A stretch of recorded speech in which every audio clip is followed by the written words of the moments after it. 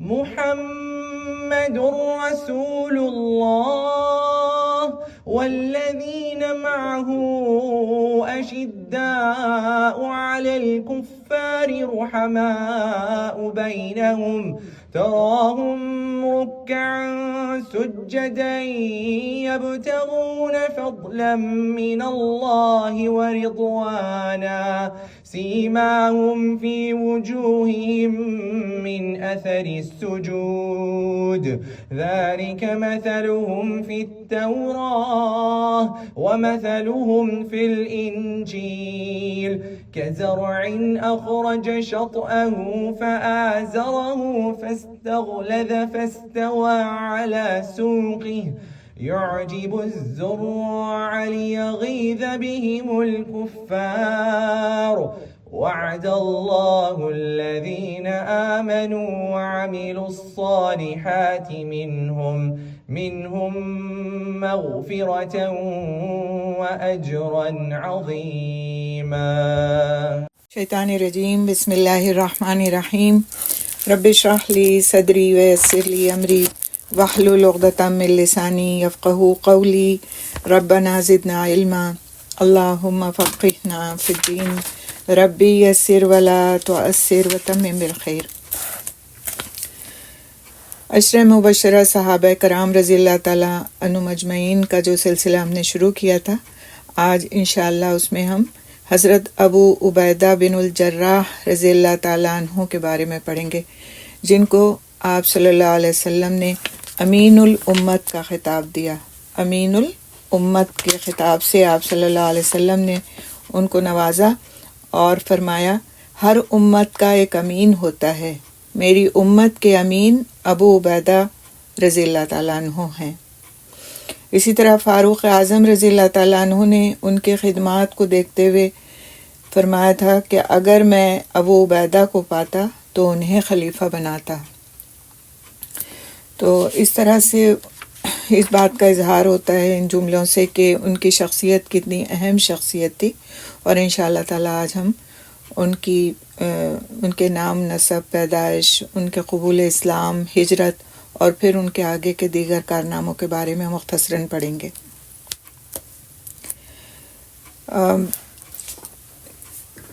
حضرت ابو عبیدہ کا اصل نام عامر اور باپ کا نام عبداللہ تھا، لیکن ان کی شہرت ان کی کنیت ابو عبیدہ کے نام سے ہوئی، اور باپ کے نام کی جگہ ان کے دادا کا نام جراح کا نام کنیت کے ساتھ لگا. اس طرح وہ عامر بن عبداللہ کے بجائے ابو عبیدہ بن الجراح کہلائے. باپ کا نام شاید انہوں نے اس لیے ترک کر دیا تھا کہ وہ حالت کفر میں ان کے اپنے ہاتھوں سے قتل ہوا تھا، اور حضور اکرم صلی اللہ علیہ وسلم نے ان کو امین الامت کے لقب سے نوازا. ان کا تعلق قبیلہ فہر سے تھا جو قریش کی آخری شاخ تھی. فہر پر ان کا سلسلہ نسب حضور اکرم صلی اللہ علیہ وسلم سے مل جاتا ہے. ان کے والد تو بدر کی جنگ میں حالت کفر میں مارے گئے، لیکن والدہ امیمہ بنت غنم ایمان کی دولت سے بہرایاب ہوئیں اور صحابیت کا شرف حاصل کیا. حضرت ابو عبیدہ رضی اللہ تعالیٰ عنہ بن الجراح ہجرت نبوی سے 40 سال پہلے پیدا ہوئے. مکے کے عام متوسط گھرانوں کے بچوں کی طرح پرورش اور تربیت ہوئی. فنون سپہ گری میں مہارت حاصل کی اور تجارتی کاروبار شروع کیا. قبول اسلام سے پہلے ہی انہوں نے شراب نوشی، بت پرستی اور دوسرے برے اعمال سے ہمیشہ احتراز کیا، یعنی ان سے بچ کے رہے. ان کے قبول اسلام کا واقعہ ہم دیکھتے ہیں کہ ابو عبیدہ رضی اللہ تعالیٰ عنہ کا اٹھنا بیٹھنا حضرت صدیق اکبر رضی اللہ تعالیٰ عنہ کے ساتھ تھا. انہی کی ترغیب سے تقریباً 29 سال کی عمر میں وہ مشرف اسلام ہوئے، جبکہ ابھی رسول اکرم صلی اللہ علیہ وسلم نے دار ارقم کو مرکز دعوت نہیں بنایا تھا. ان کے اور حضرت عثمان بن مظعون، حضرت عبد الرحمن بن عوف، حضرت طلحہ، حضرت زبیر، حضرت سعد بن ابی وقاص رضی اللہ عنہم اجمعین کے قبول اسلام میں 1 آدھ دن کا فرق تھا. حضرت ابو عبیدہ 8ویں یا 9ویں مسلمان شمار ہوتے ہیں. اسلام لانے کے بعد دوسرے مٹھی بھر مسلمانوں کی طرح ابو عبیدہ کے لیے بھی آزمائش کا دور شروع ہوا۔ انہوں نے بڑے صبر و استقامت سے ہر قسم کی مشکلوں کو برداشت کیا۔ مکے میں حضور صلی اللہ علیہ وسلم نے ان کی مواخات حضرت سالم رضی اللہ تعالیٰ عنہ سے قائم کی تھی، جو حضرت ابو حذیفہ رضی اللہ تعالیٰ عنہ کے مولا تھے، یعنی ان کے حضرت سالم جو تھے ان کے غلام تھے ابو حذیفہ کے۔ 5 نبی میں رسول اکرم صلی اللہ علیہ وسلم کی اجازت سے 11 مردوں اور 4 مسلمان خواتین نے حبشہ کی جانب ہجرت کی اور وہاں اطمینان سے زندگی گزارنے لگے۔ اس کے کچھ عرصے بعد مزید 83 یعنی 83 مردوں اور 20 خواتین نے ادھر کا رخ کیا، اور ان میں حضرت ابو عبیدہ رضی اللہ تعالیٰ عنہ بھی شامل تھے۔ یعنی جب حبشہ کی طرف دوسری ہجرت ہوئی تو اس میں حضرت ابو عبیدہ رضی اللہ تعالیٰ عنہ بھی شامل تھے۔ پھر جب مدینے کی طرف ہجرت کا حکم ملا تو وہ وہاں بھی چلے گئے، اور مدینے میں رسول اکرم صلی اللہ علیہ وسلم نے مہاجرین و انصار کے درمیان مواخات قائم کی، اور اس میں حضرت ابو عبیدہ کی مواخات کے متعلق مختلف روایات ہیں، تو اس لیے اس کو ہم یہاں پہ نہیں دیکھتے، کیونکہ اس میں تھوڑا سا اختلاف ہے کہ کس کے ساتھ ان کی مواخات قائم کی گئی۔ مدنی زندگی کو اب ہم دیکھیں گے انشاءاللہ کہ کن غزوات میں انہوں نے شرکت کی، رسول اکرم صلی اللہ علیہ وسلم کے ساتھ ان کا کیا تعلق تھا، اور انہوں نے اس دور میں کتنی بہادری اور شجاعت کا مظاہرہ کیا۔ مدینے پہنچ کر حضرت ابو عبیدہ رضی اللہ تعالیٰ عنہ نے اپنی تمام توانائیاں خدمت رسول صلی اللہ علیہ وسلم اور خدمت اسلام کے لیے وقف کر دیں۔ وہ سابقون الاولون اور اکابر مہاجر صحابہ میں سے تھے۔ رسول اکرم صلی اللہ علیہ وسلم کے مشوروں میں شامل ہوتے تھے۔ بدر، احد، خندق، خیبر، بیت رضوان، فتح مکہ، حنین، طائف، تبوک، غرض یہ کہ تمام غزوات اور مشاہدات میں حضور صلی اللہ علیہ وسلم کے ہم رکاب رہے اور شجاعت و جانثاری کا مظاہرہ کیا۔ تو غزوہ بدر کے متعلق ہم تھوڑا سا پڑھیں گے کہ اس میں انہوں نے کیا کارنامہ انجام دیا تھا، کہ بعد میں پھر قرآن کی آیت و زمن میں نازل ہوئی۔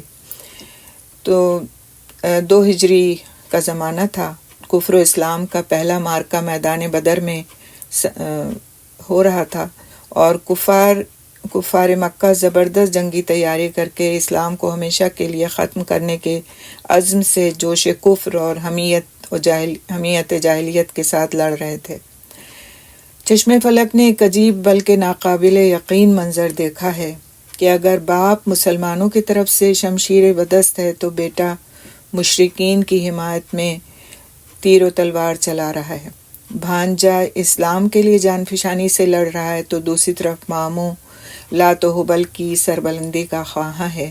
اس کے مقابل ایک بھائی دوسرے بھائی کے مقابل ہے، دین حق کا علم بردار، اور دوسرا کفر و شرک کا حامی، باہمی زندگی اور موت کی کشمکش میں الجھے ہوئے ہیں۔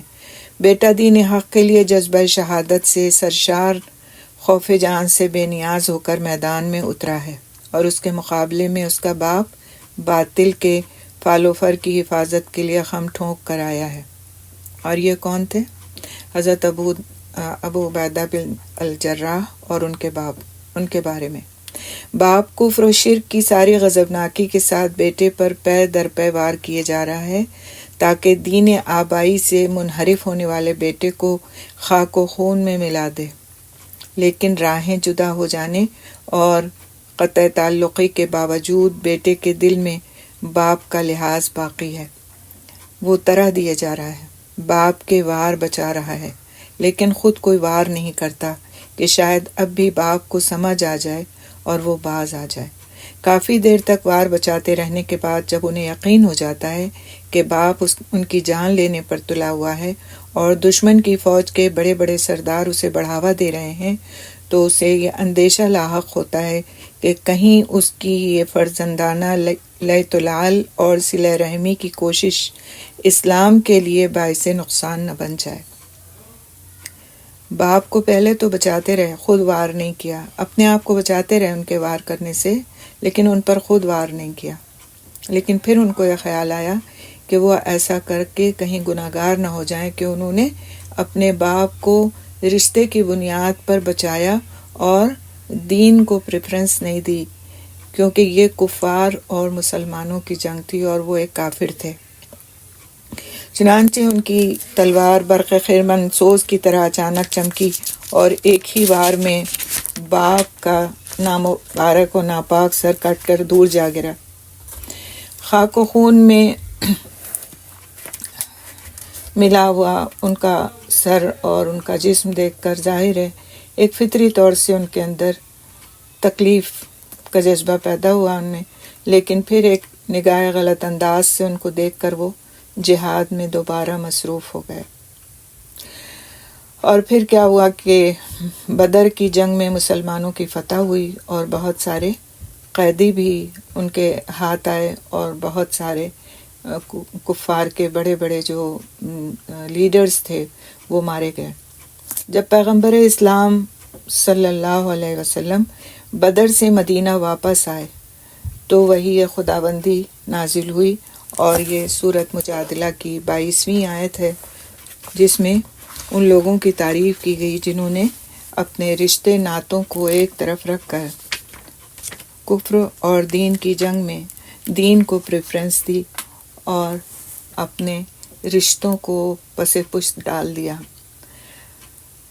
ارشاد باری تعالیٰ ہے سورۃ جاثیہ کی آیت نمبر 22، اعوذ باللہ من الشیطان الرجیم، لا تجد قوما یؤمنون باللہ والیوم الآخر یوادون من حاد اللہ ورسولہ ولو كانوا آباءهم او ابناءهم او اخوانهم او عشیرتهم اولئک كتب في قلوبهم الایمان وأیدهم بروح منه ويدخلهم جنات تجری من تحتها الانہار خالدین فیها رضی اللہ عنہم ورضوا عنہ اولئک حزب اللہ الا ان حزب اللہ هم المفلحون۔ ترجمہ، تم کبھی نہ پاؤ گے کہ جو لوگ اللہ اور آخرت پر ایمان رکھنے والے ہیں وہ ان لوگوں سے محبت کرتے ہوں جنہوں نے اللہ اور اس کے رسول کی مخالفت کی ہے، خواہ وہ ان کے باپ ہوں یا ان کے بیٹے یا ان کے بھائی یا ان کے اہل خاندان۔ یہ وہ لوگ ہیں جن کے دلوں میں اللہ نے ایمان ثبت کر دیا ہے اور اپنی طرف سے ایک روح عطا کر کے ان کو قوت بخشی ہے۔ وہ ان کو ایسی جنتوں میں داخل کرے گا جن کے نیچے نہریں بہتی ہوں گی، ان میں وہ ہمیشہ رہیں گے۔ اللہ ان سے راضی ہوا اور وہ اللہ سے راضی ہوئے۔ وہ اللہ کے گروہ کے لوگ ہیں، خبردار ہو کہ اللہ کے گروہ کے لوگ ہی فلاح پانے والے ہیں۔ تو حضور اکرم صلی اللہ علیہ وسلم کا روح اقدس خوشی سے چمک اٹھا۔ آپ صلی اللہ علیہ وسلم نے حضرت ابو عبیدہ بن الجراح رضی اللہ تعالیٰ عنہ کو بلایا اور اپنی خوشنودی کا اظہار فرمایا، اور صحابہ کرام رضی اللہ تعالیٰ عنہ نے بھی ان کو مبارکباد دی۔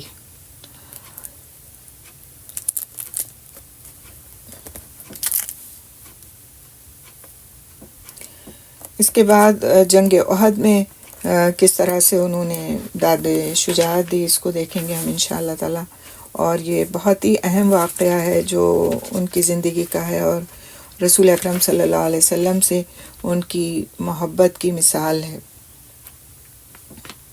غزوہ احد میں جب درے پر تعینات مجاہدین کی غلطی کی وجہ سے مسلمان افراتفری میں میدان چھوڑ کر بھاگے تو درجن بھر دوسرے صحابہ کے ساتھ حضرت ابو عبیدہ رضی اللہ تعالیٰ عنہ بھی ثابت قدم رہے اور آخر تک میدان میں ڈٹے رہے۔ جب کفار کی یورش سے جناب رحمت للعالمین صلی اللہ علیہ وسلم زخمی ہو گئے اور زرہ کی 2 کڑیاں رخسار مبارک میں چبھ گئیں تو حضرت ابو عبیدہ رضی اللہ تعالیٰ عنہ دوڑ کر حضور صلی اللہ علیہ وسلم کی خدمت میں پہنچے اور اپنے دانتوں سے کھینچ کر کڑیاں نکالیں۔ اس کوشش میں ان کے سامنے کے 2 دانت ٹوٹ گئے۔ اس موقع پر حضور صلی اللہ علیہ وسلم نے انہیں جنت کی بشارت دی۔ بعد کی زندگی میں دوسرے کارناموں کے مقابلے میں وہ اس واقعے کو اپنے لیے سب سے زیادہ باعث افتخار اور وجہ نجات سمجھتے رہے۔ تو اسی طرح سے 8 ہجری میں حضور صلی اللہ علیہ وسلم نے 300 سے کچھ زائد مہاجرین اور انصار پر مشتمل ایک سریہ ابو عبیدہ رضی اللہ تعالیٰ عنہ کی قیادت میں مدینہ منورہ سے 5 روز کی منزل پر ساحلی علاقے کی طرف قبیلہ جوہینہ کی ایک شاخ کی سرکوبی نیز قریش کے قافلوں کی نقل و حرکت کی نگرانی کے لیے بھیجا۔ ابھی یہ کام ختم نہیں ہو پایا تھا کہ ان کے خوراک ختم ہو گئی جو ساتھ لے کے وہ چلے تھے، صرف کھجوروں کی ایک تھیلی رہ گئی۔ حضرت ابو عبیدہ رضی اللہ تعالیٰ عنہ نے راشن بندی کی اور ہر مجاہد کو صرف ایک کھجور روزانہ دی جانے لگی اور سبھی صبر و شکر سے اس پر گزارا کرتے رہے۔ اس کے بعد درختوں کے پتے کھانے کی نوبت آ گئی اور کئی دن یہ سلسلہ چلا اور حتیٰ کہ ان کے منہ میں چھالے پڑ گئے۔ 8 ہجری میں فتح مکہ کے اس کے بعد کا ایک اور واقعہ بہت اہم ہے، وہ ہم دیکھیں گے کہ یہ جو سریہ تھا اس کا اصل نام سریہ سیف البحر تھا۔ بعد میں اللہ سبحانہ تعالیٰ نے ایک بہت بڑی مچھلی سمندر کے ساحل پر اچھال دی اور یہ ایک بہت بڑی بیل مچھلی تھی جو کئی مہینے تک کے لیے کافی ثابت ہوئی۔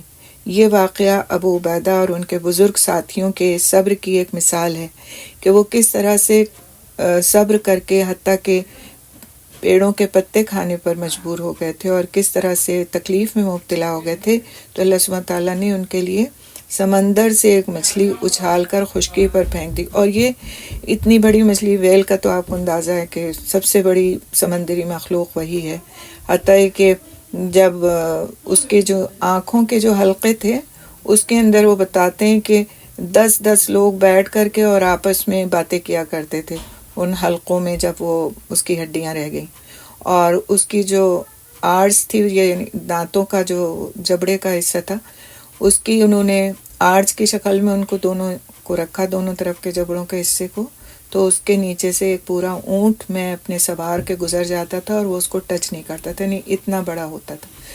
تو اس مچھلی سے انہوں نے پھر عرصے دراز تک کھایا اور اس کو اپنی غذائی جو کمی تھی اس کو پورا کیا۔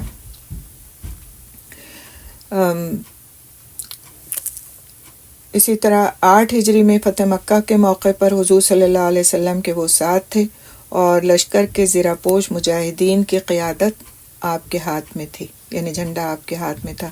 اس کے بعد غزوہ حنین اور غزوہ طائف میں بھی شجاعت اور جانثاری کا انہوں نے حق ادا کیا، اور ان جنگی خدمات کے علاوہ حضور اکرم صلی اللہ علیہ وسلم نے وقتاً فوقتاً بعد دوسری خدمات بھی ان کے سپرد کی اور انہوں نے احسن طریقے سے ان کو انجام دیا۔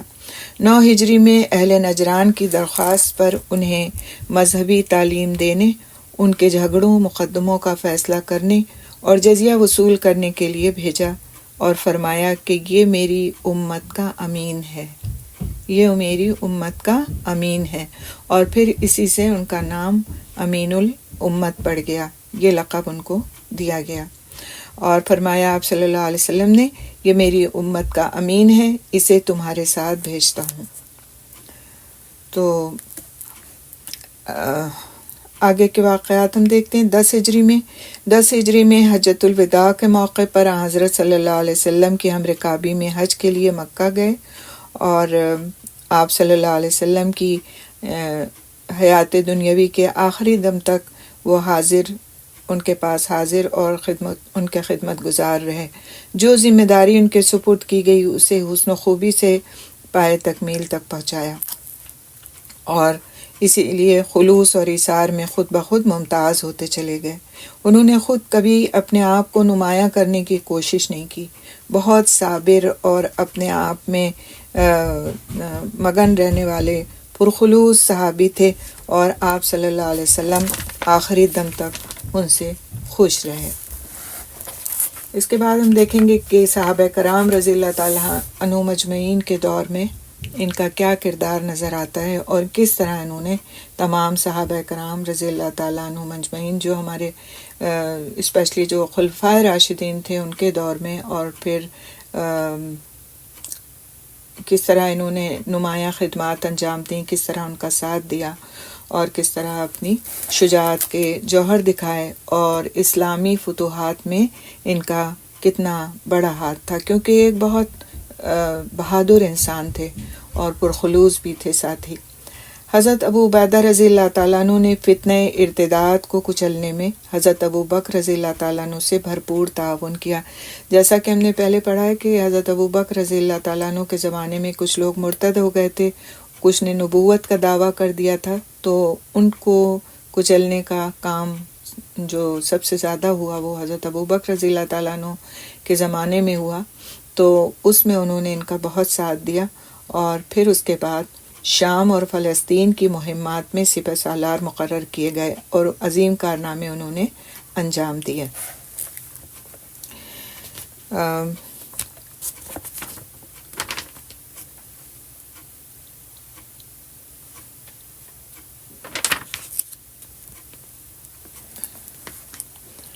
جب رومی سلطنت کی مدینے پر حملے کی نیت سے شام میں فوجوں کے اجتماع کے خبریں آنے لگیں تو حضرت ابو بکر رضی اللہ تعالیٰ عنہ نے اپنی وفات سے کچھ پہلے 13 ہجری میں جو اس وقت کا جو رومی بادشاہ تھا قیصر روم، اس کی افواج کا مقابلہ کرنے اور آگے بڑھ کر خود اس کو للکارنے کے لیے 5,000 ہزار پر مشتمل 4 لشکر تیار کیے۔ ابو عبیدہ رضی اللہ تعالیٰ عنہ کو شام کے ایک اہم صوبے ہمس کی طرف انہوں نے روانہ کیا اور ان کو وہاں کا اس لشکر کا سالار مقرر کیا، اور ساتھ ہی یہ بھی حکم دیا کہ اگر چاروں لشکر اتفاق سے کسی ایک جگہ اکٹھا ہو جائیں تو ابو عبیدہ رضی اللہ تعالیٰ عنہ جو ہیں وہ اس لشکر کے سالار اعظم ہوں گے۔ فوجی مجاہدین کی روانگی سے ایک دن پہلے حضرت ابو بکر رضی اللہ تعالیٰ عنہ نے حضرت ابو عبیدہ رضی اللہ تعالیٰ عنہ کو بلا کر چند مفید ہدایات دیں اور اپنے ماتحت جہاد پر جانے والے 1,000 بزرگ صحابہ، جن میں 100 بدری صحابی بھی تھے، ان سے حسن سلوک کی تاکید کی، اور پھر بعد میں خود حضرت ابو عبیدہ رضی اللہ تعالیٰ عنہ کے بارے میں ان خیالات کا اظہار فرمایا۔ تو حضرت ابو بکر رضی اللہ تعالیٰ عنہ کے وہ خیالات جو انہوں نے حضرت ابو عبیدہ رضی اللہ تعالیٰ عنہ کے بارے میں جن کا اظہار فرمایا، اس کو ہم دیکھیں گے انشاءاللہ۔ ابو عبیدہ: میں نے خوب اچھی طرح دیکھا ہے کہ حضرت رسول اکرم صلی اللہ علیہ وسلم تمہیں کس عزت اور محبت کی نظر سے دیکھا کرتے تھے، اور ان کے حضور میں تمہاری کتنی قدر و منزلت تھی، اس وجہ سے میری نگاہ میں تمہاری بڑی وقت ہے۔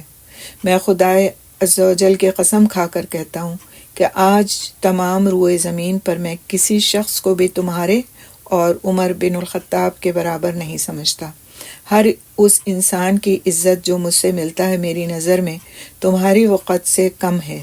جاؤ، اللہ تعالیٰ تمہارا حافظ و ناصر ہو۔ جب لشکر روانہ ہونے لگا تو صدیق اکبر رضی اللہ تعالیٰ عنہ لشکر میں گئے اور ایک بار پھر ابو عبیدہ سے یوں فرمایا: ابو عبیدہ، تم میدان جنگ میں جا رہے ہو، وہاں اعمال نیک بجا لانا تاکہ خدا اور رسول کی خوشنودی کا موجب ہو۔ شہید کی موت بہترین موت ہے، بس کفار کے مقابلے میں پیٹ نہ پھیرنا۔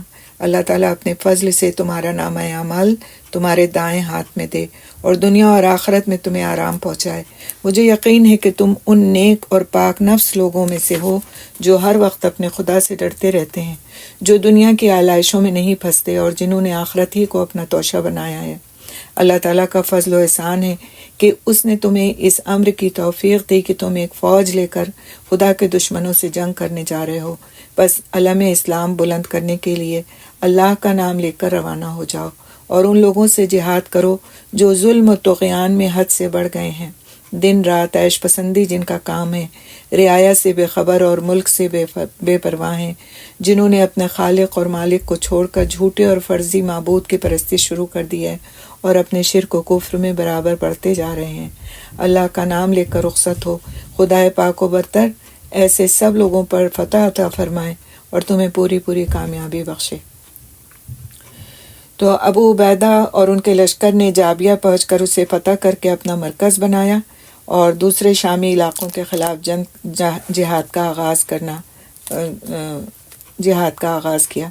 تو چاروں فوجوں میں سے ان کی فوج میں اصحاب رسول اور اہل مدینہ کی کثرت تھی، غالباً اس لیے کہ چاروں سپہ سالاروں میں وہ سب سے بلند مرتبہ صحابی تھے۔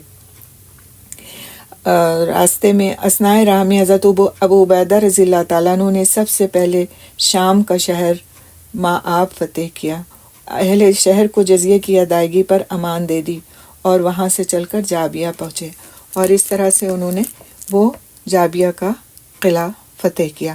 اس کے بعد جنگ اجنادین ہمیں دکھائی دیتی ہے اور کچھ دوسری فتوحات۔ 28 جمادی الاول 13 ہجری کو اجنادین کے مقام پر انہوں نے 1,00,000 بازنطینی فوج سے مقابلہ کیا اور اس کے بعد اس کو بھی فتح کیا۔ پھر فتح دمشق نظر آتی ہے ہمیں، جس میں ان کا ایک اہم کردار ہے۔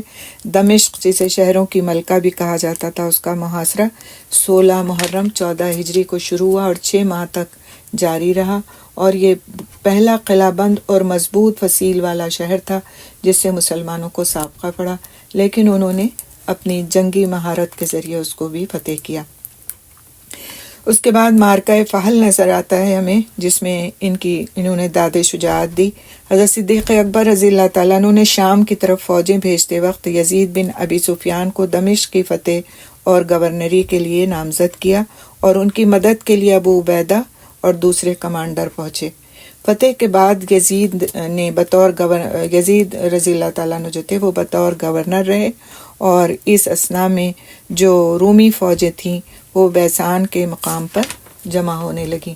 ابو عبیدہ اپنی افواج کے ساتھ ان کے بالمقابل فحل کے مقام پر خیمہ زن ہوئے، اور انہوں نے بازنطینی سپہ سالار سے یعنی رومی سپہ سالار سے صلح کی گفتگو کے لیے اپنا سفیر حضرت ابو عبیدہ کی بازنطینی جو سپہ سالار تھا اس نے صلح کی گفتگو کے لیے اپنا سفیر حضرت ابو عبیدہ رضی اللہ تعالیٰ عنہ کی خدمت میں بھیجا۔ اب یہاں پر ہم کو نظر آتا ہے کہ کس طرح ایک فاتح، ایک اتنا بڑا سپہ سالار، اور دوسری طرف ایک ایسا شخص جس کو جنت کی خوشخبری پہلے ہی دے دی گئی تھی، وہ کس طرح اپنی دنیاوی زندگی میں رہا کرتا تھا۔ حضرت ابو عبیدہ رضی اللہ تعالیٰ عنہ کی خدمت میں جب وہ سفیر آیا اور اسلامی کیمپ میں پہنچا تو وہاں سب اس کو ایک ہی رنگ میں ڈوبے نظر آئے۔ ادنا و اعلیٰ افسر و ماتحت سپہ سالار اور سپاہی میں کوئی فرق اور امتیاز دکھائی نہیں دیا۔ سپہ سالار اعظم کے لیے نہ تو کوئی ممتاز قسم کا خیمہ تھا، نہ کوئی ایسا سر و سامان تھا، نہ ان کے خیمے کے گرد کوئی پہرا تھا، نہ سپہ سالار اعظم دوسروں سے زیادہ قیمتی اور مکلف لباس سے پہچانے جا سکتے تھے۔ خیمے میں بہت سے لوگ زمین پر بیٹھے باتیں کر رہے تھے۔ آخر سفیر نے مجبور ہو کر حاضرین سے پوچھا کہ آپ لوگوں کا سپہ سالار کون ہے؟ سپہ سالار اعظم آپ کا کون ہے؟ تو لوگوں نے ایک سیدھے سادے خاک نشین شخص کی طرف اشارہ کیا۔ سفیر کو یقین نہیں آیا۔ اس نے حضرت ابو عبیدہ رضی اللہ تعالیٰ عنہ سے براہ راست تصدیق کی کہ آپ ہی سپہ سالار ہیں، تو انہوں نے اس بات میں جواب دیا۔ اس نے کہا، آپ لوگ اپنے ملک کو واپس چلے جائیں، آپ کے ہر فوجی کو 2 سونے کے دینار دیے جائیں گے، سپہ سالار کو 1000 دینار اور خلیفہ کو 2000 دینار۔ حضرت ابو عبیدہ رضی اللہ تعالیٰ عنہ نے انکار کر دیا اور فرمایا کہ ہمیں مال و دولت کی حرص نہیں، 2 دینار کیا 2 لاکھ بھی قبول نہیں، ہم اللہ کا کلمہ بلند کرنے کے لیے نکلے ہیں، ہمارا مقصد اللہ کی زمین کو فتنہ و فساد اور برائی سے پاک کرنا ہے۔ تم اسلام قبول کر لو تو ہمارے بھائی ہو، ہمارے تمہارے حقوق برابر ہیں، جزیہ دینا قبول کرو تو ہم تمہاری حفاظت کریں گے، ورنہ ہمارے تمہارے درمیان تلوار فیصلہ کرے گی۔ سفیر دھمکیاں دیتا ہوا لوٹ گیا۔ اگلی صبح کو دونوں فوجوں کا تصادم ہوا۔ ابو عبیدہ رضی اللہ تعالیٰ عنہ اسلامی فوج کے قلب کی کمان خود کر رہے تھے۔ انہوں نے دشمن کے مقابلے میں قلیل التعداد اسلامی فوج کو بڑی ہوشیاری سے لڑایا اور فتح حاصل کی۔ اسی طرح جنگ لاذقیہ میں انہوں نے بہت ہی اہم کارکردگی دکھائی اور بہت ہی یعنی کہ ایک ٹیکٹ فل طریقے سے انہوں نے اس شہر کو فتح کیا جو بظاہر ایسا نظر آتا تھا کہ اس کو فتح نہیں کیا جا سکتا۔ انہوں نے گڈھے کھدوائے شہر کی فصیل سے باہر، اور بظاہر وہ وہاں سے لوٹ گئے اس جگہ سے، تو شہر کے لوگوں نے یہ سمجھا کہ وہ یہ فوج لوٹ گئی ہے اور ہمارا محاصرہ ختم ہو گیا۔ اگلے دن انہوں نے شہر کے دروازے کھول دیے اور انہوں نے رات میں آ کر کے ان گڑھوں کے اندر اپنے فوجیوں کو چھپا دیا اور اس کو گھاس پھوس سے ڈھانک دیا، اور اس کے بعد جیسے ہی شہر کے دروازے کھلے وہ سارے کے سارے پھر شہر میں داخل ہو گئے اور انہوں نے اس شہر کو فتح کر لیا اس قلعے کو۔ اس کے بعد 15 ہجری میں معرکہ یرموک نظر آتا ہے، جو تاریخ کا ایک بہت ہی اہم واقعہ ہے، اور حضرت عمر رضی اللہ تعالیٰ عنہ کے زمانے کا یہ واقعہ جو جس میں کافی شہادتیں ہوئیں، لیکن اس میں سپہ سالار کی حیثیت سے حضرت ابو عبیدہ رضی اللہ تعالیٰ عنہ نے بہت زیادہ کارنامے انجام دیے۔ اس کے بارے میں ہم تھوڑا سا دیکھیں گے، اس سے ہمیں اپنی تاریخ کا بھی پتہ چلتا ہے۔ پے در پے شکستوں دمشق، حمص، لاذقیہ، قنسرین وغیرہ جیسے اہم شہروں اور وسیع و عریض زرخیز علاقوں سے بے دخلی اور محرومی کی وجہ سے بازنطینی شہنشاہ سراپا قہر بن گیا۔ یعنی رومیوں کو بہت زیادہ غصہ آیا، کیونکہ ان کے اتنے بڑے بڑے شہر اور قلعے ان کے ہاتھ سے نکل گئے، اور اس کو اور اس کے جو مذہبی رہنما تھے اور امراء تھے، ان کو یقین نہیں آتا تھا کہ اتنی عظیم اور طاقتور سلطنت ایران کو ذلت آمیز شکست دینے کے بعد وہ عرب کے بے سر و سامان بادیہ نشینوں کے مقابلے میں اپنی کثیر التعداد افواج اور بے پناہ جنگی سر و سامان کے باوجود بھی ہارے چلے جا رہے ہیں۔ اب انہوں نے کیا کیا کہ ایک بھرپور اور فیصلہ کن آخری ضرب لگا کر اپنے جو چیزیں وہ ہار گئے تھے ان کو واپس لینے کا تہیہ کیا، اور ایک عظیم لشکر رومیوں، شامیوں، اہل جزیرہ اور اہل آرمینیا پر مشتمل دریائے یرموک کے کنارے وادی واقوسا میں جمع کیا، جس کی تعداد 2 لاکھ تھی۔ 2 لاکھ کا لشکر تھا یہ، اور اس میں پادریوں کی ایک بڑی تعداد فوج کے ہمراہ تھی، جو دین مسیح کی حفاظت و حرمت کے لیے سپاہیوں کو جانے لڑا دینے کے لیے جوش دلا رہی تھی۔ اس زبردست لشکر کے مقابلے کے لیے تمام مسلمان سالاران لشکر ایک جگہ اکٹھا ہو گئے۔ باہمی مشورے سے مفتوحہ شہروں اور علاقوں میں منتشر دستوں کو واپس بلایا گیا، اور فوج کی مجموعی تعداد تقریباً 40,000 ہو گئی، جبکہ دشمن فوج کی تعداد 2 لاکھ تھی، بلکہ ایک روایت کے مطابق 2,24,000۔ حضرت ابو عبیدہ رضی اللہ تعالیٰ عنہ نے فیصلہ کیا کہ چونکہ درپیش صورتحال میں مسلمان مفتوحہ آبادی کی حفاظت کرنے کے قابل نہیں ہوں گے، اس لیے وصول کردہ جزیہ اور خراج انہیں واپس کر دیا جائے۔ چنانچہ کئی لاکھ کی خطیر رقم حمص اور دوسرے شہروں کے باشندوں کو واپس کر دی گئی۔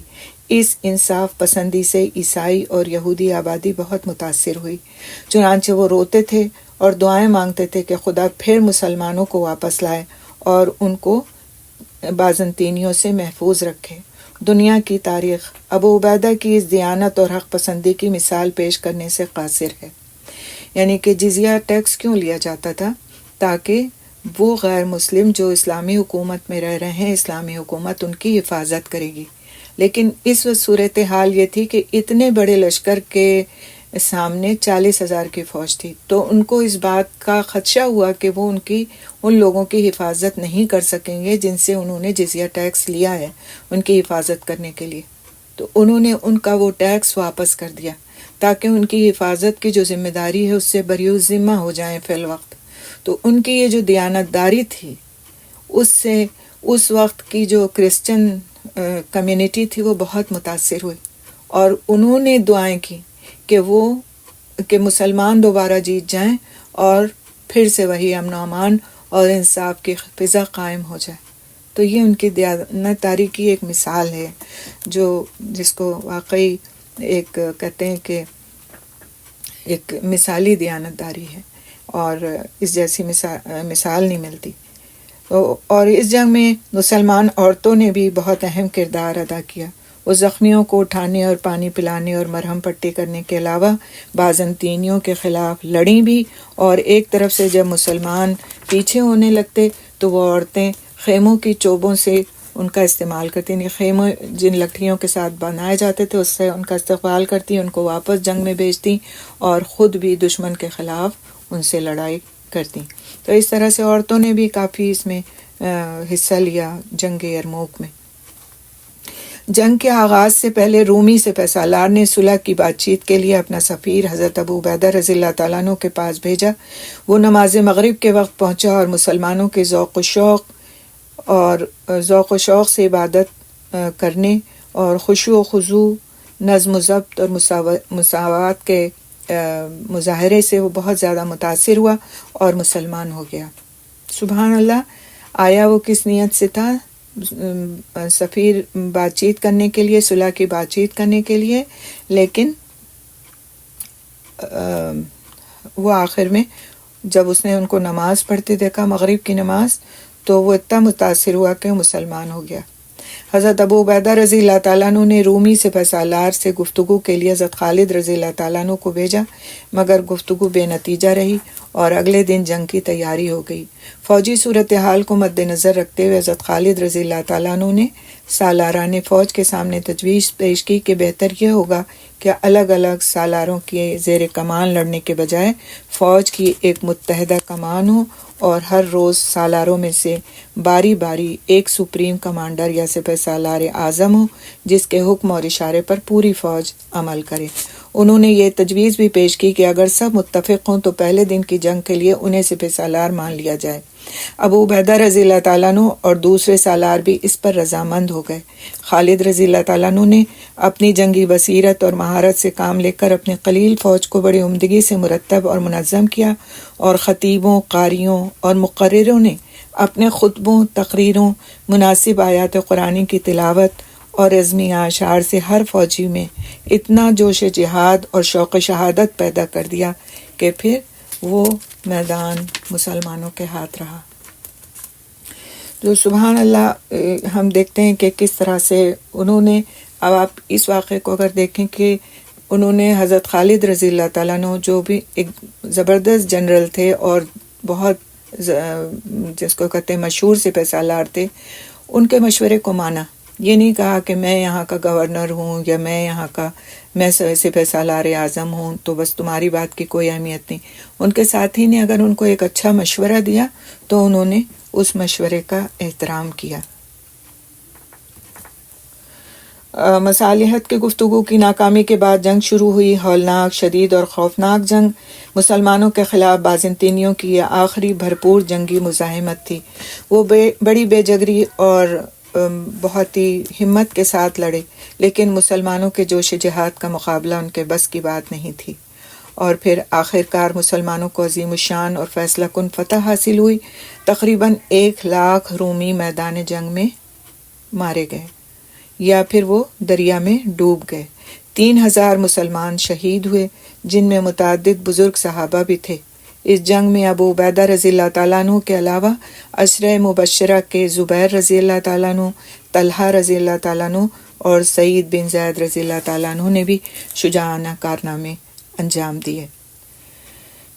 اس کے بعد حضرت ابو عبیدہ رضی اللہ تعالیٰ عنہ نے حمص کی عمارت سنبھالی، یعنی وہاں کے امیر بنے، اور پھر انہوں نے دیگر موقعوں پر بھی اہم کردار ادا کیے۔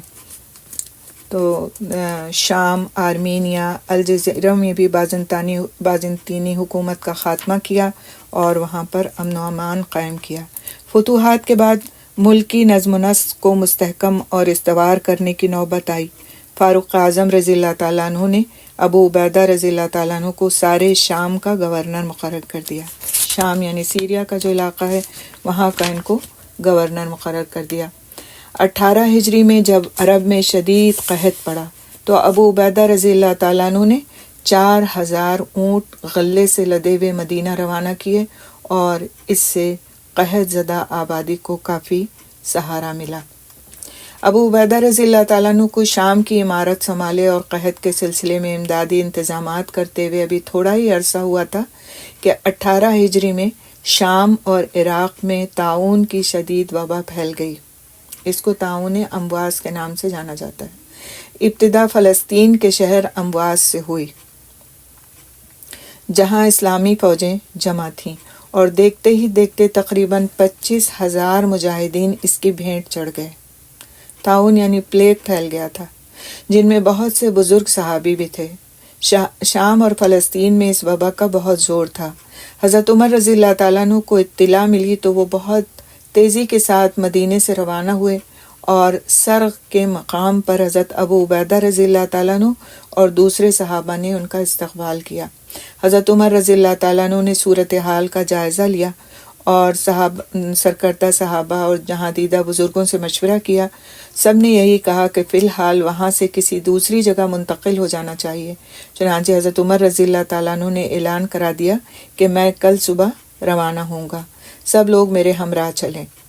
یعنی کہ وہاں کے بھی جو صحابی تھے اور وہاں پہ بڑے بڑے جو اکابر صحابہ کرام تھے، ان سب کے لیے بھی انہوں نے کہا کہ سب لوگ ساتھ چلیں، میرے ہمراہ چلیں۔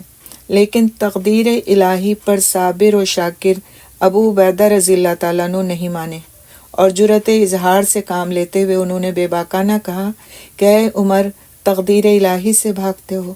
انہوں نے برا مانے بغیر جواب دیا کہ ہاں، تقدیر الہی سے تقدیر الہی کی طرف ہی بھاگتا ہوں۔ مگر ابو عبیدہ رضی اللہ تعالیٰ عنہ وہیں ٹھہرے رہے۔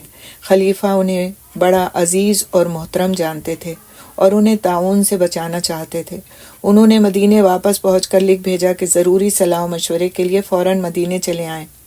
ابو عبیدہ رضی اللہ تعالیٰ عنہ اس طلبی کا اصل مطلب سمجھ گئے اور جواب دیا کہ قسمت کا لکھا پورا ہو کر رہے گا، میں مسلمانوں کو چھوڑ کر نہیں آ سکتا۔ اپنی ماتحت فوج کے ساتھ وابستگی نے انہیں خلیفہ کا حکم ماننے سے بھی باز رکھا۔ حضرت عمر رضی اللہ تعالیٰ عنہ ان کا جواب پڑھ کر رو دیے، پھر لکھا کہ اگر تم نہیں آتے تو کم از کم اتنا کرو کہ فوجوں کو مرطوب نشیبی مقامات سے دوسرے بہتر مقامات پر منتقل کر دو جہاں وبا کا اثر نہ ہو یا پھر کم ہو۔ چنانچہ حضرت ابو عبیدہ رضی اللہ تعالیٰ عنہ فوج لے کر جابیہ چلے گئے، جو آب و ہوا کے لحاظ سے ایک پرفضا اور صحت افزا مقام تھا، لیکن وبا سے ان کی صحت متاثر ہو چکی تھی۔ جابیہ پہنچنے کے بعد ان پر پلیگ کا حملہ ہوا اور وہ دائی اجل کو لبیک کہتے ہوئے اپنے خالق حقیقی کے پاس پہنچ گئے۔ انا للہ و انا الیہ راجعون۔ وفات کے وقت ان کی جو عمر تھی وہ 58 سال تھی۔ وفات سے پہلے حضرت معاذ رضی اللہ تعالیٰ عنہ بن جبل انصاری کو انہوں نے اپنا قائم مقام مقرر کیا۔ انہوں نے ہی ان کی نماز جنازہ پڑھائی اور تجہیز و تکفین کی اور ایک خوبصورت اور دلدوز تقریر بھی کی۔ اس کے علاوہ تھوڑا سا ہم ان کے مناقب کے بارے میں، ان کی سیرت کے بارے میں انشاءاللہ تعالیٰ کچھ چیزیں ہم نے دیکھی ہیں بھی اور کچھ اور مزید دیکھیں گے۔ شام کے فاتح اور بازنطینیوں کی قوت پر ضرب کاری لگانے والے حضرت ابو عبیدہ رضی اللہ تعالیٰ عنہ بن الجراح کی شخصیت تاریخ اسلام کے علاوہ تاریخ عالم میں بھی نمایاں نظر آتی ہے۔ اس میں ایک عجیب شان دلربائی ہے۔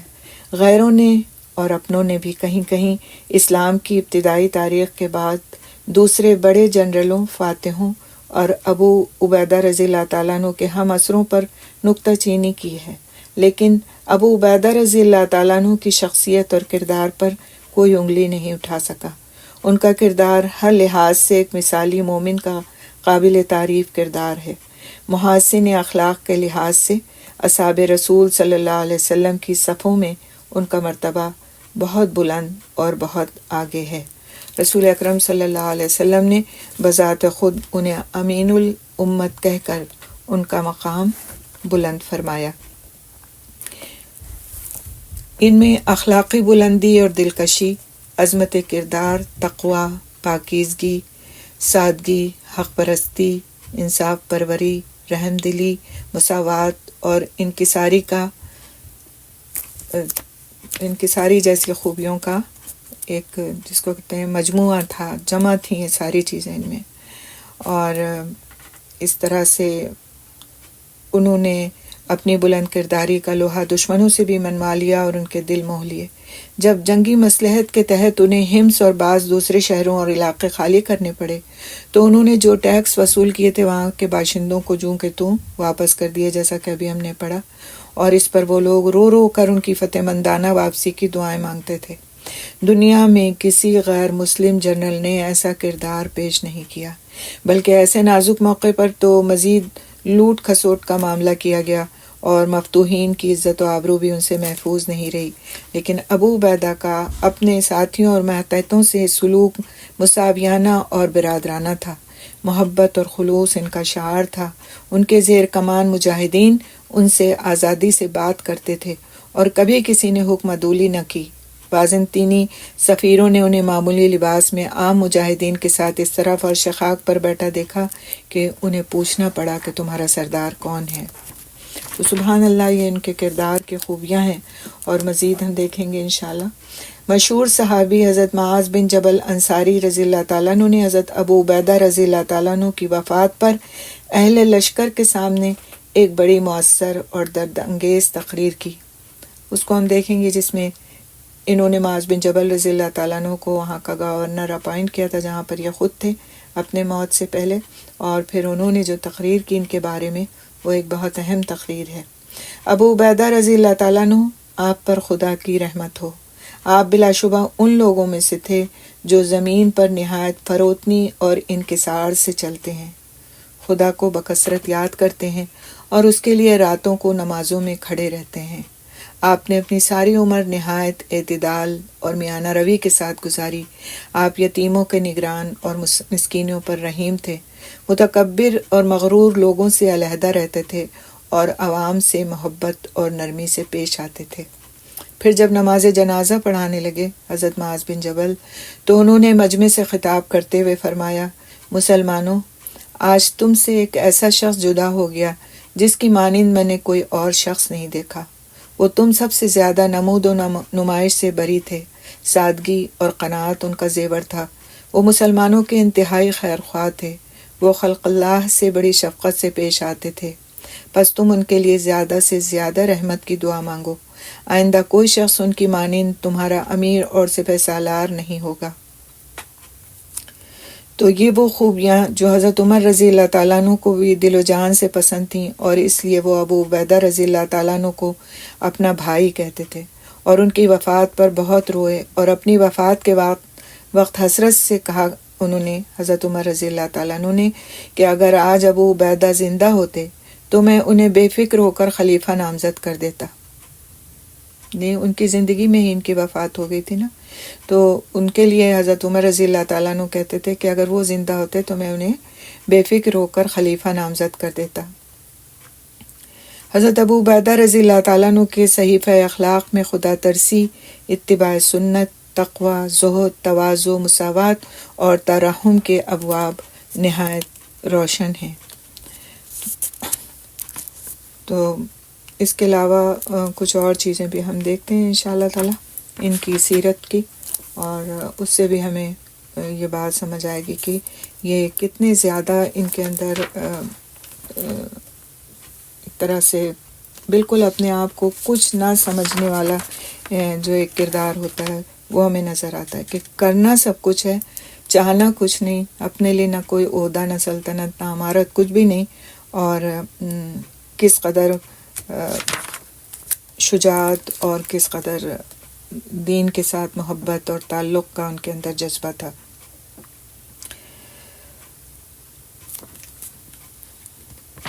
حضرت ابو بکر رضی اللہ تعالیٰ عنہ نے جب ایک بہادر شخص قیس بن مقصوع کو کچھ فوج دے کر ابو عبیدہ رضی اللہ تعالیٰ عنہ کے پاس بھیجا تو نصیحت کی کہ میں تم کو ابو عبیدہ کی ماتحتی میں بھیج رہا ہوں۔ وہ اس خوبی کے انسان ہیں کہ جب ان کے ساتھ کوئی زیادتی کرتا ہے تو وہ اس سے نرمی اور محبت سے پیش آتے ہیں، جو ان سے بدسلوکی کرتا ہے وہ اس سے نیک برتاؤ کرتے ہیں، جو ان کے ساتھ دشمنی کرتا ہے وہ اس کے ساتھ دوستی کرتے ہیں۔ بس تم کسی صورت میں بھی ان کی نافرمانی نہ کرنا۔ وہ اپنے ماتحتوں پر نہایت مہربان ہیں اور ان کے ساتھ رفق و مدارات سے پیش آتے ہیں، اور انہیں کوئی ایسا حکم نہیں دیتے جس میں ان کا فائدہ نہ ہو۔ یعنی اگر کوئی وہ حکم دیتے ہیں اپنے ماتحتوں کا تو وہ حکم ایسا ہوتا ہے کہ اس میں ان کے ماتحتوں کا ہی فائدہ ہوتا ہے۔ حضرت ابو عبیدہ رضی اللہ تعالیٰ عنہ کا لباس اور غذا دونوں انتہائی سادہ تھے۔ سفر شام کے موقع پر حضرت عمر رضی اللہ تعالیٰ عنہ دوسرے سالاران لشکر کی رومی فیشن کی پرتکلف پوشاکوں کے مقابلے میں حضرت ابو عبیدہ رضی اللہ تعالیٰ عنہ کا سادہ عربی لباس دیکھ کر بہت خوش ہوئے تھے، اور میرا بھائی کہہ کر بغلگیر ہو گئے تھے۔ ان کی رہائش گاہ پر پہنچ کر جب وہاں بھی ڈھال، تلوار، زرہ اور اونٹ کے پالان کے سوا انہوں نے کچھ نہیں پایا تو ابو عبیدہ سے فرمایا کہ تم کچھ ضروری سامان رکھ لیتے تو اچھا ہوتا۔ انہوں نے جواب دیا کہ ہمارے لیے یہی کافی ہے، اور یہی ہمیں بہت جلد ہماری آسائش گاہ، یعنی ان کا مطلب تھا جنت، اس تک پہنچا دے گا۔ اس موقع پر حضرت عمر رضی اللہ تعالیٰ عنہ نے ان سے کہا، ابو عبیدہ کیا ہماری دعوت نہ کرو گے؟ یعنی حضرت عمر رضی اللہ تعالیٰ عنہ کا ایک معمول یہ بھی تھا کہ وہ اپنی رعایا میں گشت کرتے تھے تاکہ اس کے حالات معلوم کریں، اور اسی طرح سے جن لوگوں کو انہوں نے گورنرز کے یا کسی بھی بڑے عہدے پر فائز کیا ہوتا، ان کے گھروں میں بھی جا کر کے دیکھتے تھے کہ آیا یہ کہ یہ کس حال میں ہیں۔ اپنے آپ کو انہوں نے جو اسلامی اصول ہیں اور جو طور طریقے ہیں اس کے مطابق رکھا ہوا ہے، یا پھر کہیں ایسا تو نہیں کہ یہ اپنے گھر رعایا کی آمدنی کے ذریعے سے بھر رہے ہیں، تو وہ ان کے اوپر بھی چیک رکھتے تھے۔ تو جب انہوں نے حضرت ابو عبیدہ رضی اللہ تعالیٰ عنہ سے کہا کہ ان کو اپنے گھر لے چلیں، تو حضرت ابو عبیدہ سمجھ گئے تھے کہ یہ کیوں جانا چاہ رہے ہیں ان کے گھر۔ تو انہوں نے پہلے ہی ان سے کہا تھا کہ امیر المومنین، آپ میرے گھر ضرور چلیں، لیکن وہاں جا کر آپ کی آنکھیں صرف آنسو بہائیں گی اور اس کے علاوہ کچھ نہیں ہوگا۔ ان کو اندازہ تھا کہ ان کا گھر کس حال میں ہے، اور وہاں جا کر حضرت عمر رضی اللہ تعالیٰ عنہ کو صرف تکلیف ہی ہوگی۔ اور یہی ہوا کہ جب وہ ان کو اپنے گھر لے گئے اور وہاں جا کر کے انہوں نے دیکھا کہ سوائے یا تو ہتھیار ہیں یا پھر اونٹ کا پالان رکھا ہوا ہے، اور کچھ ہے ہی نہیں، کچھ ایک دو ٹوٹے پھوٹے برتن ہیں، ایک ہانڈی ہے جو چولہے پر چڑھی ہے، اور کچھ بھی نہیں ہے، گھر بالکل ویسا ہی پڑا ہوا ہے۔ کوئی کہہ نہیں سکتا تھا کہ شام کا فاتح فلسطین کا گورنر ہے۔ تو پھر حضرت عمر رضی اللہ تعالیٰ عنہ نے ان سے فرمایا اس موقع پر کہ ابو عبیدہ کیا ہماری دعوت نہ کرو گے؟ تو انہوں نے روٹی کے سوکھے ٹکڑے لا کر ان کے آگے رکھے اور کہا کہ میری تو یہی غذا ہے، میں پانی میں بھگو کر ان کو کھا لیتا ہوں۔ حضرت عمر رضی اللہ تعالیٰ عنہ پر رقت طاری ہو گئی۔ ایک دفعہ ازراہ آزمائش حضرت عمر رضی اللہ تعالیٰ عنہ نے 400 طلائی دینار اور 4000 چاندی کے درہم حضرت ابو عبیدہ رضی اللہ تعالیٰ عنہ کو بھیجے، اور قاصد سے کہا کہ دیکھنا وہ انہیں کیا کرتے ہیں۔ ابو عبیدہ رضی اللہ تعالیٰ عنہ نے وہ ساری رقم قاصد کے دیکھتے دیکھتے حاجت مندوں میں تقسیم کر دی۔ قاصد نے جا کر حضرت عمر رضی اللہ تعالیٰ عنہ کو بتایا تو انہوں نے فرمایا، سب تعریف اللہ ہی کے لیے ہے جس نے اسلام میں ایسے آدمی شامل کیے جو یہ کرتے ہیں۔ جب حضرت عمر رضی اللہ تعالیٰ عنہ نے لوگوں کے وظیفے مقرر کیے تو ابو عبیدہ رضی اللہ تعالیٰ عنہ نے ابتدا میں اسے لینے سے انکار کیا، بلکہ سرے سے کوئی حق الخدمت لینے پر تیار نہیں ہوئے، اور کہا، عمر، تم رسول اللہ صلی اللہ علیہ وسلم کے صحابہ کو دنیا کی آلائشوں میں آلودہ کرتے ہو۔ آخر بڑی مشکل سے راضی ہوئے۔ حضرت عمر رضی اللہ تعالیٰ عنہ نے انہی کے مشورے سے عمال حکومت کی بڑی تنخواہیں مقرر کیں تاکہ رشوت اور خیانت کی طرف ان کا میلان نہ پیدا ہو۔ حضرت ابو بکر رضی اللہ تعالیٰ عنہ کا وظیفہ بطور خلیفہ بھی ان کے مشورے سے مقرر کیا گیا تھا۔ ان میں جھگڑوں تنازعوں کا تصفیہ کرنے کی عمدہ صلاحیت تھی، اور ان کو تبلیغ اسلام سے بھی بہت زیادہ شغف تھا۔ شام کے عرب قبائل جو تھے وہ جو کئی نسلوں پہلے عیسائیت اختیار کر چکے تھے، ابو عبیدہ رضی اللہ تعالیٰ عنہ کی تبلیغی کوششوں سے مسلمان ہوئے اور اسلام کے لیے تقویت اور استحکام کا باعث بنے۔ کبھی کبھی واعظ و نصیحت بھی کر لیا کرتے تھے۔ شام کے امارت کے زمانے میں ایک اجتماع سے خطاب کرتے ہوئے انہوں نے فرمایا، خبردار، بہت لوگ اپنے نفس کو عزیز رکھتے ہیں۔ بہت خوبصورت خطاب ہے جو انہوں نے فرمایا تھا۔ خبردار، بہت لوگ اپنے نفس کو عزیز رکھتے ہیں مگر وہی ذلیل دشمن ہے۔ یعنی انسان کا جو نفس ہے اس کو انسان بہت عزیز رکھتا ہے، لیکن حقیقت میں وہی انسان کا دشمن ہے۔ لوگوں، اپنی پرانی برائیوں کو نئی نیکیوں سے دور کرو۔ اپنی پرانی برائیوں کو، یعنی اگر تمہارے اندر جاہلیت کے دور کی یا تمہاری پہلے مذہب کے وجہ سے کوئی برائیاں ہیں تو اس کو پھر نیکیوں سے دور کرو۔ انہوں نے اپنے بیٹے کو وصیت کی۔ آپ دیکھیں کہ وصیت کی ہمارے دین میں کتنی اہمیت ہے، اور ہمارے اسلاف کس طرح کی وصیتیں فرمایا کرتے تھے۔ فرمایا، عامر، میری کامیابی کا راز صرف یہ تھا کہ میں نے کبھی اپنی ہستی کو مرتبہ انسانیت سے بالاتر نہیں سمجھا، اور میں ایسا کیوں سمجھتا جبکہ میں اس حقیقت سے اچھی طرح آگاہ تھا کہ ایک قوت بھی فنا سے محفوظ نہیں۔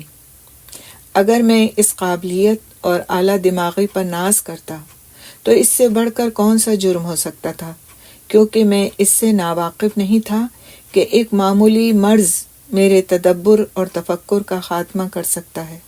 میری قوت گویائی اور میرا عزم و استقلال ایک ایسی نعمت تھی جو چند لمحوں میں مجھ سے واپس لی جا سکتی تھی۔ سب سے بڑھ کر خود میری زندگی فانی ہے، جس کی ہنگامہ آفرین مصروفیت نے مجھے شہرۂ آفاق بنا دیا، وہ بھی زوال اور فنا سے محفوظ نہیں تھی۔ میں ہمیشہ عالم بیداری میں موت کو اپنی نگاہوں کے سامنے رکھتا تھا۔ بہت بڑا جملہ ہے یہ۔ میں ہمیشہ عالم بیداری میں موت کو اپنی نگاہوں کے سامنے رکھتا تھا اور سوتے وقت اپنے سرہانے رکھ کر سویا کرتا تھا۔ یعنی نہ سوتے میں نہ جاگتے میں موت سے کبھی غفلت نہیں۔ میں ہمیشہ عالم بیداری میں موت کو اپنی نگاہوں کے سامنے رکھتا تھا اور سوتے وقت اپنے سرہانے رکھ کر سویا کرتا تھا، جس کی وجہ سے گھمنڈ، تکبر، تصنع اور انانیت نے میرے محسوسات پر اقتدار حاصل نہیں کیا۔ یعنی میرے اندر کبھی بھی گھمنڈ، تکبر، تصنع اور انانیت نہیں آئی۔ کس وجہ سے؟ کہ میں ہمیشہ موت کو اپنے سامنے رکھتا تھا۔ پھر فرمایا، بیٹا یہ سچ ہے کہ میں اپنی اصلاح میں بڑی حد تک کامیاب ہو گیا۔ اگر تم میری اس آخری وصیت پر عمل کرو گے تو میں یقین کرتا ہوں کہ تم اطمینان کے ساتھ زندگی بسر کرو گے۔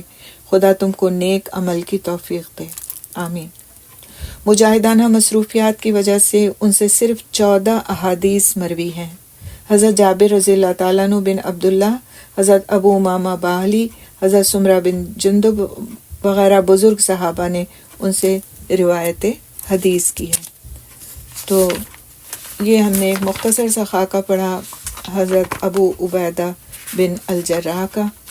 اللہ تعالیٰ ان پر اپنی ہزاروں رحمتیں نازل فرمائے اور ہم کو اس بات کی توفیق دے کہ ان کے نقش قدم پر ہم چلنے والے ہوں، اور اپنے بچوں میں بھی ہم اس بات کا شعور پیدا کریں کہ یہ تھے ہمارے ہیروز، جو باوجود شجاعت کے، باوجود اتنی زبردست فتوحات کے، باوجود گورنر ہونے کے، ایک بڑے صحابی ہونے کے، جنت کی خوشخبری دیے جانے کے باوجود ان کی زندگیاں کس درجے میں سادگی والی تھیں، کس درجے میں قناعت والی تھیں، کس درجے میں ان کے اندر دنیا سے بے رغبتی اور موت کو اپنے سامنے رکھنے کی رغبت تھی، اور اسی کے نتیجے میں وہ اس لائق ہو سکے کہ انہوں نے ایسے کارنامے انجام دیے کہ دنیا آج بھی ان کو یاد رکھتی ہے۔ سبحان اللہ بحمدہ، سبحانک اللہم بحمدک، نشہد ان لا الہ الا انت، نستغفرک نستغفرک نستغفرک نتوب الیک۔ السلام علیکم ورحمۃ اللہ وبرکاتہ۔ محمد رسول اللہ والذین معه أشداء على الكفار رحماء بينهم تراهم ركعا سجدا يبتغون فضلا من الله ورضوانا سيماهم في وجوههم من أثر السجود ذلك مثلهم في التوراة ومثلهم في الإنجيل كزرع أخرج شطأه فآزره فاستغلظ فاستوى على سوقه يعجب الزراع ليغيظ بهم الكفار وعد الله الذين آمنوا وعملوا الصالحات منهم مغفرة وأجرا عظيما.